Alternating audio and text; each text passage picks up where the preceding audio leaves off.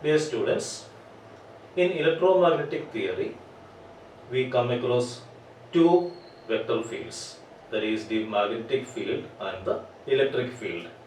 They are vector fields because they have both the magnitude and the direction. Okay, so such vector fields can be expressed in terms of some potentials. Okay, that is what we see in this particular section. There are two types of potentials. The first one is a scalar potential and the other one is a vector potential. Okay, now we see how these potentials can be defined. So suppose you are having a vector f, okay, a vector f, and suppose the curl of that vector, that is del cross f, is equal to 0. Okay, del cross f is equal to 0, where this f is a vector, you can put a bar there if you want. Okay, so if the curl of a vector is equal to 0, that vector can be expressed as f is equal to the gradient of a scalar potential, that is f is equal to minus del v. Okay, so you have already studied this one, isn't it? So f is equal to minus del v, where v is the scalar potential. Okay, so the v is the scalar potential. So that is the curl of the vector must be 0. Then that vector is minus del v, where v is the scalar potential. Okay, so such a field where del cross f is equal to 0 is called curl-less field. Curl-less field, or it is called irrotational. Okay, see, this is del cross of is a curl. Okay, we have studied that already. So curl means it is that particular quantity is whirling around a certain point. Okay, so that is rotating around a certain point. So if the del cross of is equal to 0, we call it as a irrotational one. Okay, the irrotational vector. Okay, so now for such a field, that is a curl-less or irrotational field, there we can put forward some conditions, okay, depending on this particular property. Okay, so the first one is that del cross f is equal to 0. That is the first one.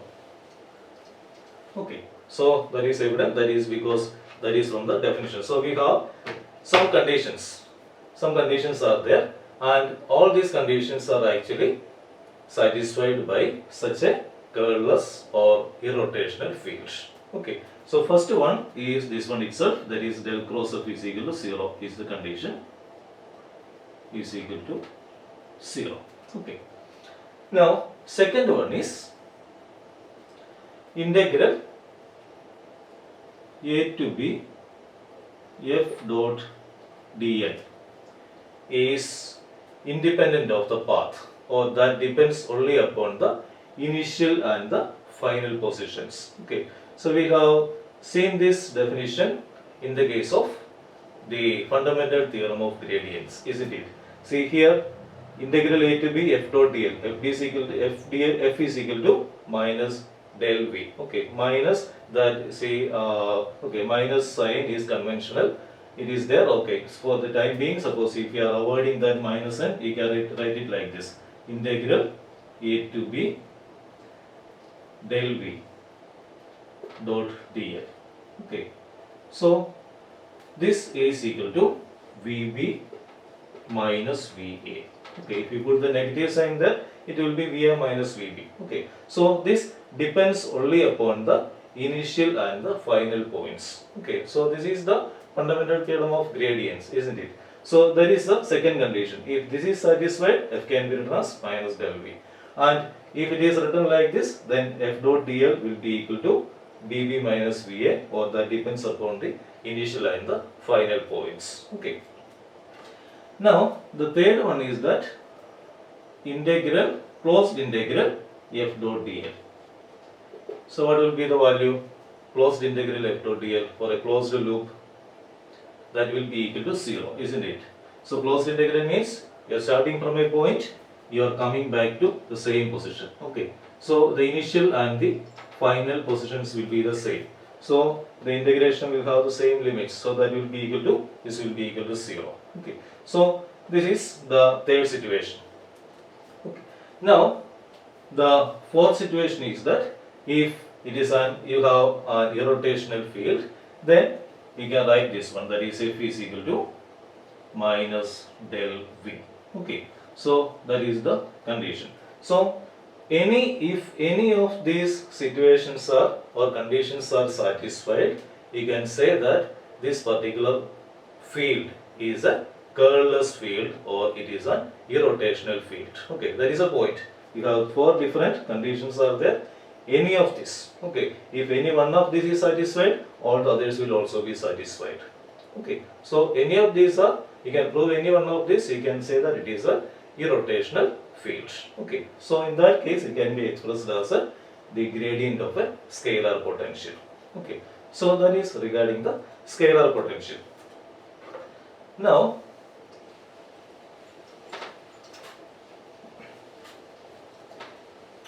we will go to the vector potential.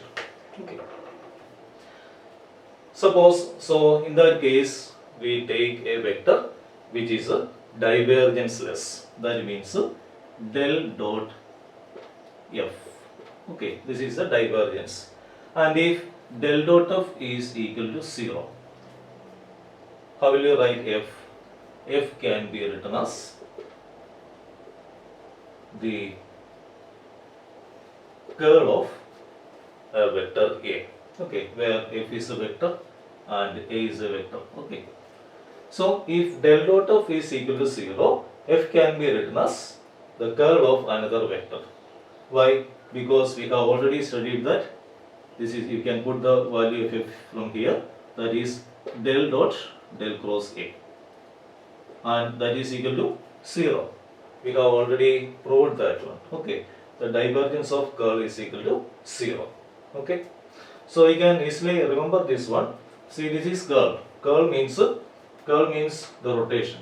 Okay, so rotation means it is rotating around a certain point. Okay, rotating, and the divergence means the spreading out. So if when a function or something is rotating in a certain path, it will not move out, isn't it? It will not move out. That means the divergence will be equal to 0. Okay, that is a physical meaning. Curl means it is rotating. Rotating means it has a certain path there. It is not going out. So the divergence of a curl must be equal to 0. So this is the equation from which you can write this particular expression, that is f is equal to del cross A. Okay. So such a field is called a divergenceless field. This f is called divergenceless field, or it is called solenoidal.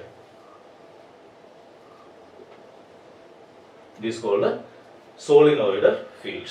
Okay, divergenceless or a solenoidal field. Okay. Now here again you can write some conditions. Okay, so like we have done in the previous case, we can write down certain conditions for a divergenceless or solenoidal field. Now the first one is this thing itself, that is del dot of is equal to 0. See, these conditions are, we are writing these conditions because any of the conditions is satisfied. If any of the conditions is satisfied, it is called a solenoidal field, or a divergenceless field. Okay.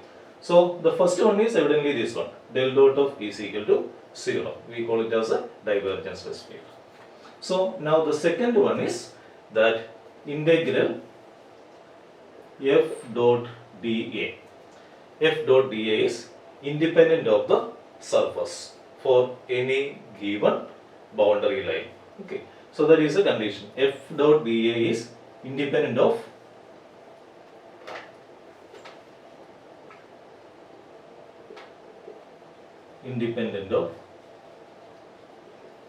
surface for any boundary line. Okay, and how will you prove that? See, f is equal to del cross A, isn't it? So you can write it like this: integral f is equal to del cross A dot dA. Okay, dot dA. So del cross A dot dA, that is equal to, see, del cross A dot dA, you can use the Stokes theorem. What is Stokes theorem? Stokes theorem is that converts a surface integral into a line integral. Okay, so integral del cross V dot dA. In place of V, we have this A here. Okay, this A here. So del cross A dA is equal to integral A dot dA, isn't it? Closed integral A dot dA. So that is from the Stokes theorem. That means this is actually, that is converted into a line integral, isn't it? Integral A dot dA. So what is the meaning of this one? So this is a surface integral that is now converted to a line integral. That means, so you have, suppose this is a boundary line. Okay. Now suppose you have a surface. So suppose you can say you are taking a balloon. Okay. Or some vessel. I told you when you have taken this particular Stokes theorem. Suppose you have a vessel. Okay. So the edge is there. Edge means this is the edge, and you have that particular vessel or something. Okay, you can have a bucket or a bowl, something like that. So there is a surface and there is an edge, isn't it? So there is a surface and there is an edge. Okay, so this says that the integral of the curve over the surface is equal to A dot dl. That means you have an edge here and a vessel there. Okay, so this, whatever be the size of the surface, that doesn't matter, because this is now only over the integral over a particular path. So you can have a particular edge. Okay, so this is the edge. You can have a large volume, large surface area there. So that doesn't matter, because whatever it is, ultimately this is equal to the integral over the line. Okay, or the path. Okay, I think you got the idea. Okay, whatever be the size. So suppose, okay, this is the edge. Okay, this is the edge. Then you have this particular surface. Now again, with respect to, so this edge itself, you can have a large size. Another particular object, that is, the edge will be like this and you are having a large surface. Again, the case is the same. Whatever be the size of the surface, that is also equal to the integral A dot dA. Okay, so that is the Stokes theorem. Okay, that is explained like this. See, you have a, suppose this is a surface. Okay, this is a surface and this is the boundary line. Okay, so it can be extended one, so it can be a bulged one, anything, or a flat surface, anything. So you take this surface. Del cross A means the curl of that one. Curl means the rotation. Okay, the whirl. So this whirl. So okay. So inside this one. So suppose there are a number of rotations or curls like this. Okay. So it is like this. So it is rotating. So it is rotating like this. So initially, suppose if you take the rotation of all these, you can see that suppose it is clockwise rotation. So here it is along in this particular direction. Okay, so something is rotating. Maybe some particles are there. Suppose it is a fluid. Some localized rotations are there. So whatever it is. Okay, so this is rotating and each localized rotations are there. Suppose we assume like that. So it is clockwise. So for this one, it is clockwise. It is like this. When we reach here, it is the direction. Okay. What about the second loop? So again clockwise. That means rotation is along this particular direction. So these two will cancel, isn't it? Similarly, okay, you can say at this particular point, clockwise means the rotation is along this particular direction, and for this loop, clockwise means along this particular direction. So the point where these two meets each other, the rotation will be in the opposite direction. Okay, so inside that surface, all these localized rotations or curls will cancel each other. Okay, so eventually what is remaining is the one that we see along the line, because inside that one everywhere the value will be cancelled. So what is remaining will be that is observed along the path, the boundary line. Okay, think you got the idea. That is the meaning of the Stokes theorem. Okay, so according to Stokes theorem, so we are explaining this one. So integral f dot dA is independent of the surface. F dot dA can be written as del cross A dot dA. Sorry, this is small a. This is the vector potential A. A is called the vector potential and over the surface. Okay, A is called the vector potential.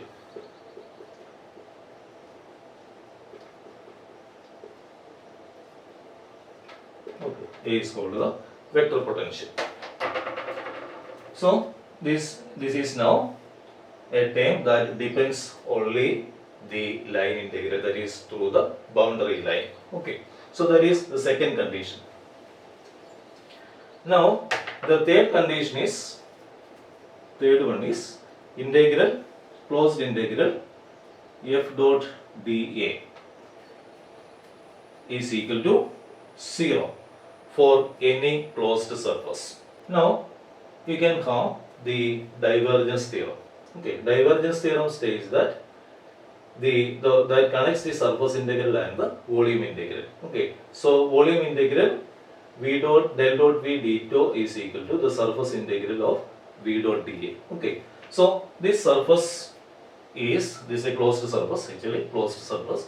So you can write f dot dA, that is similar to the right side integral over closed surfaces. Okay, so that is equal to, this is a closed surface that comprises that particular volume. Okay, so this is f dot dA. Instead of this one, you can write it as closed integral f dot dA is equal to integral over volume del dot, instead of v you can write f, del dot f d tau, isn't it? Okay, so what is del dot f d tau? Del dot f is equal to 0 here. So del dot f is equal to 0 means this value will be equal to 0. That means this condition will be satisfied because del dot f is equal to 0. That is a divergence-less field. Okay, so this is the third condition. And now the fourth one is, okay, this is the see, for a divergence-less or solenoidal field, f can be written as a equal to del cross A. Okay, where A is a vector potential. Okay, so these are the conditions that can be applied to a divergence-less field. Okay, del dot of that is equal to A, that is a divergence-less field, or it is called a solenoidal field. Okay, so any one of this may be satisfied. You say it is a divergence-less field. Okay, either this is equal to 0 or this integral f dot dA is independent of the surface that is taken, and that depends only on the boundary line. Okay, or it is f is equal to del cross A. Any of these situation is satisfied, it is called a divergence-less field. Okay, so that is the second. So in that case we have a vector potential, and in the curless or irrotational field we have a scalar potential. Okay,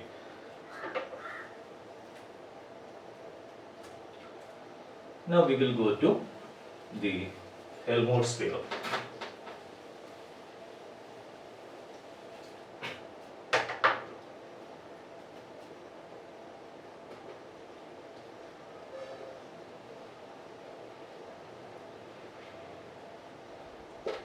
Okay, the Helmholtz theorem. Okay, so Helmholtz theorem, see, we have seen that a vector field can be represented as it can be connected to a scalar potential or a vector potential. Okay, so in general you can write a vector field as a combination of these two, that is for a smooth rapidly decreasing vector function. Okay, it can be expressed in terms of both the vector field and also the scalar field. Okay, so this can be, suppose f is such a field. Okay, so it has a scalar potential part and a vector potential part. Okay, so this is written as f is equal to minus del v, that is from the first case for an irrotational field, and then plus it is equal to, so for a divergenceless field it is equal to del cross A. Okay, so in the general case, you can say you can have the properties of both of these. Okay, so in the general case, a vector can be expressed as a combination of the vector potential part and the scalar potential part. Okay, and this is called the Helmholtz theorem. Okay, so you remember this, you need to study only the statement and the equation. Okay, so that is regarding the vector fields. We have seen the scalar potential, vector potential, and a field can, how this can be expressed as a combination of these two. Okay, that is called the Helmholtz theorem for a smooth, rapidly decreasing field. That means, suppose you are taking an electric field. Okay, you are moving away from the charge, then the intensity of the field decreases as 1 by r square, isn't it? So that is proportional to 1 by r square. For magnetic field also the situation is the same. So it is a decreasing one. Okay, and technically at infinity you can say it is equal to 0. So it should be a rapidly decreasing. That is, then only it has a physical meaning. Okay, so such fields can be expressed like this.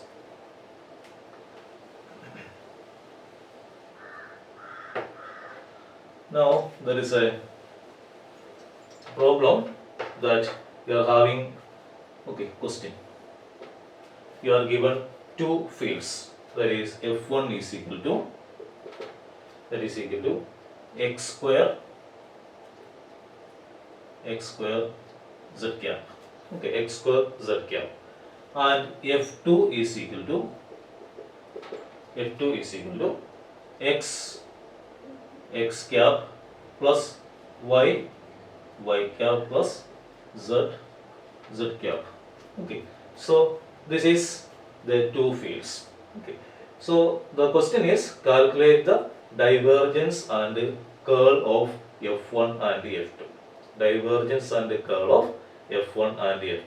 Okay, now we have to identify which one can be written as a gradient of a scalar and which one can be expressed as the curl of a vector. Okay, got it? Which of these f1 or f2 can be expressed as the gradient of a scalar, and which of these can be expressed as the curl of a vector? So that is a question. Okay, so what you have to do? So we have seen two conditions, that is, if del cross f, or you can say del dot of is equal to 0, we have del dot f is equal to 0, then it is a divergenceless field, and then f can be expressed as the curl of a vector, that is a vector potential. And if del cross f is equal to 0, f can be expressed as the gradient of a scalar potential, isn't it? So all that you need to do is find the divergence of f1 and f2. Okay, then if any one of these equal to 0, suppose if del dot f1 equal to 0, you can say f can be that particular, if it is f1 can be expressed as a del cross a vector A. Okay, and if del cross or del dot f2 is equal to 0, you can say that particular term can be expressed as the curl of another vector. Okay, so all that you have to do is calculate the divergence and the curl of each of these vectors f1 and f2. Okay, so that is the first one.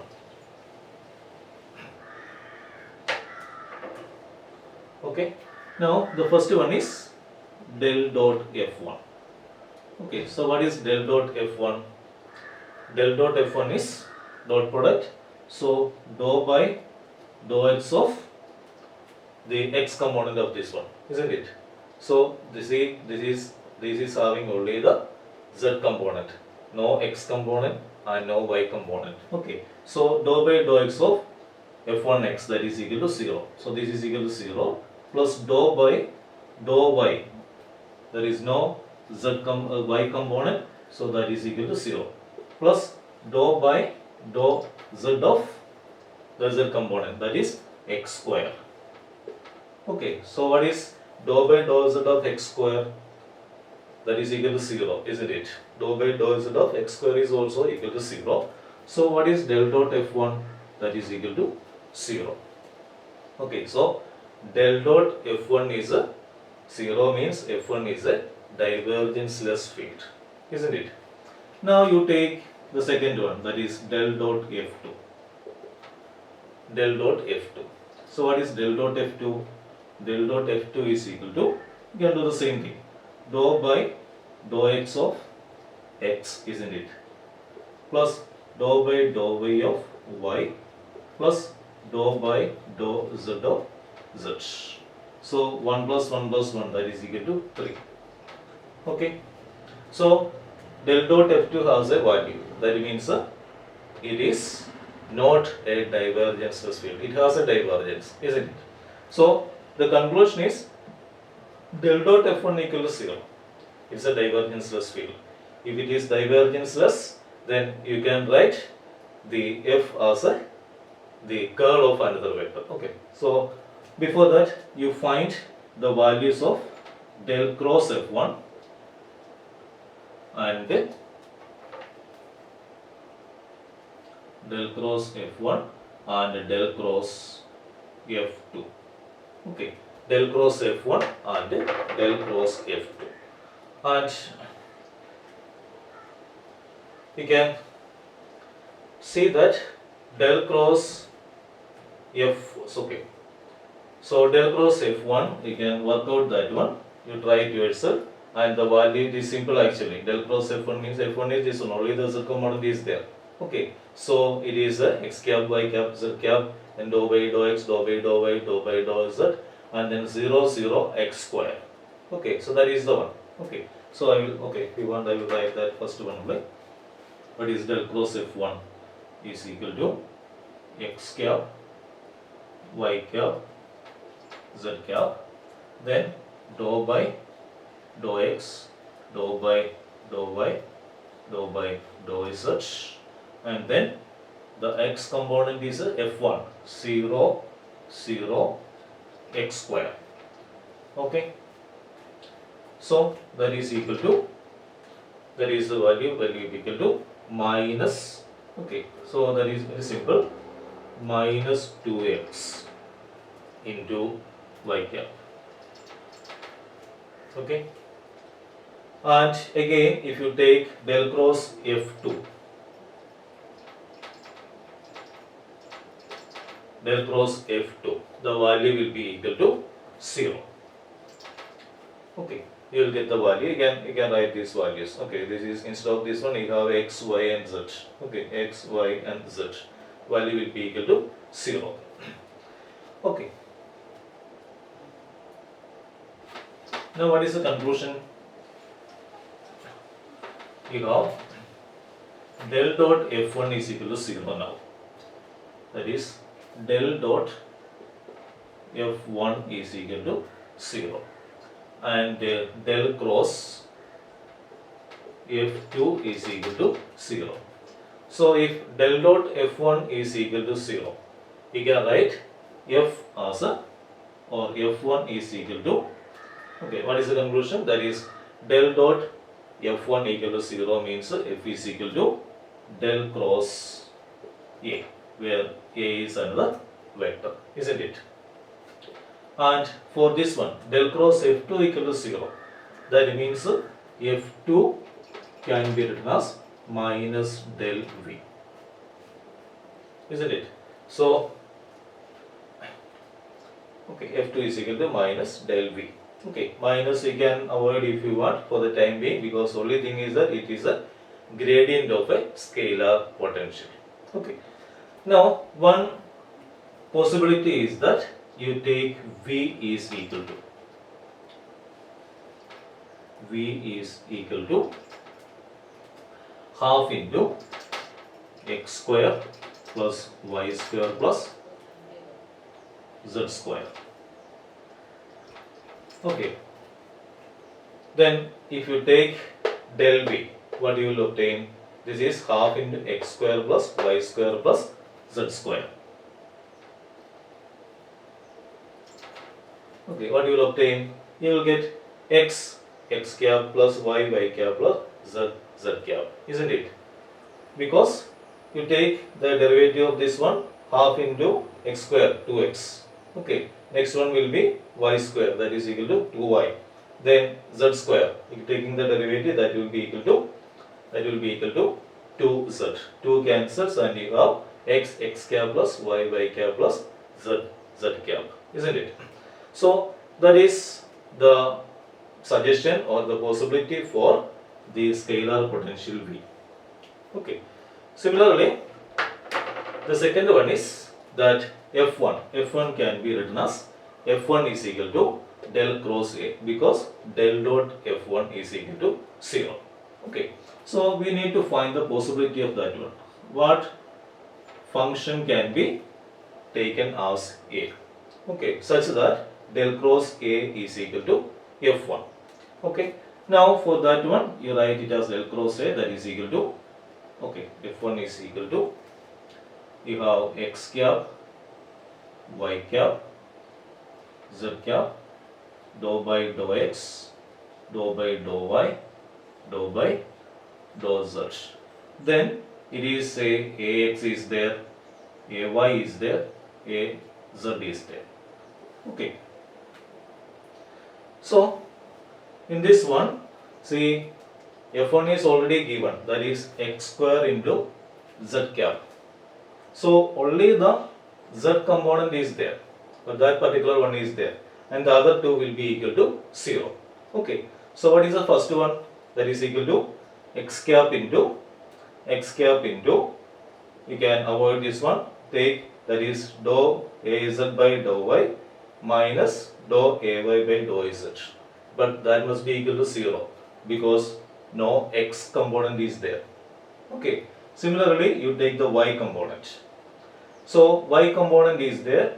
You have the y component, that is y cap into, you avoid this one, then dou by dou of az by dou x minus dou ax by dou z. Again that must be equal to 0. So only what is remaining is the z component. Okay, because it is already given, that's why. Okay. So what is the third one? That is the z component is, okay, so I am erasing this one. So this is equal to z cap into, you can write z cap into dou ay by dou x. Okay, dou ay by dou x, then minus dou ay by dou x minus dou ax by dou y, ax by dou y, isn't it? And this should not be equal to 0. Z is there. So actually when you are writing, you have to write all these things. But I am writing only this one because the other two will be equal to 0 according to the equation. Okay. So z cap into this term. And what about this term? Dou ay by dou x minus dou ax by dou y must be equal to x square, isn't it? So that term must be equal to, so from the equation we can write this dou ay by dou x minus dou ax by dou y must be equal to x square. Okay. Now one possibility is that, see, this is x square, so you have to have the derivation with respect to x. Okay, so this is with respect to y. So one possibility is that you take ay is equal to equal to 1 by 3 into x cube. Okay, if you take Ay is equal to 1 by 3 x cube, what is dou Ay by dou x? Dou Ay by dou x is equal to 3 into 1 by 3 into 3 into x square. 1 by 3 cancels and you have the term that is equal to x square. Okay. Now, okay, so that is the possibility. Or you can have another possibility. This Ay component is equal to 0, Ax is there. Okay, Ax is there. Then with respect to y, you can say this is Ax equal to, that is equal to x square y. If you put a value like that, then also you will get x square minus x square y, isn't it? So you can have different possibilities there. Then one possibility is that if you take Ay is equal to 1 by 3 x square, you will get dou Ay by dou x is equal to 3 into 1 by 3 x square, that is equal to again x square. Now this term should be equal to 0. That means Ax should be equal to 0. Okay, so Ax equal to 0. So in that case, you will get the value. Okay, so that is equal to x square. Okay, so that is the, okay, so that is how we define the scalar potential and the vector potential.